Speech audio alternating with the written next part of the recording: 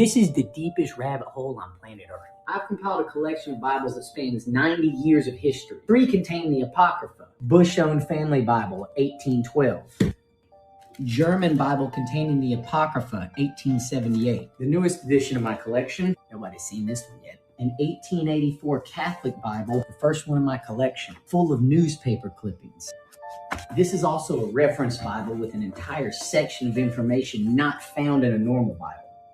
And then my favorite is this 1895 print, another reference Bible that contains biographies of the biblical translators. These books contain a ton of truth, but it's not all the truth, so I expanded my collection. These are the books that are going in my digital library. Ancient Magic, Magnetism, and Psychic Forces, L.H. Anderson, 1895. History of the Jew, Henry Mark Millman, 1866. History of Freemasonry and Concordant Orders by a Board of Directors, 1891. This one's going to be interesting. Taoist Yoga, Chi Su, 1980s. 17 Remarkable Vignettes in Papua New Guinea. My dad's book about his missionary work in Papua New Guinea. Heroes of European History, Louise Creighton, 1907. Another new edition. Physics and Physiology of Spiritualism, William Hammond, 1871. Am I a Jew or Gentile? Thomas Davies, 1893. The History of Freemasonry, Daniel MacDonald, 1898. The Earliest Gospel, Frederick Grant, 1943. Conversations on the Bible, Enoch Pond, 1889. Magnetism and Electricity, a Lab Manual by W.M.S. Webb, M.N. States, 1930. 2-volume set, Original Teaching of Zoroaster, Marion Crawford, 1885. Given to me by a 33-degree Freemason, this is the Holman Bible, which is translated from ancient Eastern manuscripts. A very interesting Bible and an interesting translation. Research to find out more. Encyclopedia of Witchcraft and Demonology by Russell Hope Robbins, 1959. People give me hell about this book, but it's part of history. 1967 World Almanac containing tons of economic statistics. Egyptian mythology. Original works of Flavius Josephus, William Wyston, 1872. The Outline of History, H.G. Wells, 1920. Night Scenes in the Bible, Daniel March, 1869. This is a trove of information littered with the breadcrumbs of truth. But remember that truth is like gravity. It does not care if you know what it is, it still applies. I figure if I put 2 centuries worth of print dates full of thousands of centuries worth of information online, we can finally figure it out. My name is Joe, and I live in a van.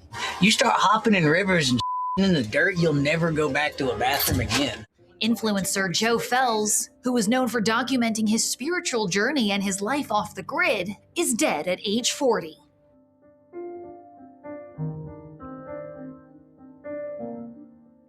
They say behind every successful man is a strong woman.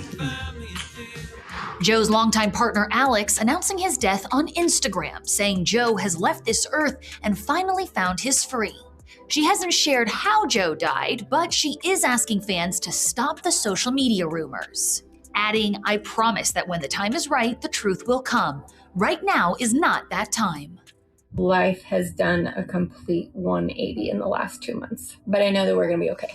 Joe, who was a reformed felon, amassed nearly 1.5 million followers, showcasing his simple, sustainable, and intentional lifestyle, living out of a van.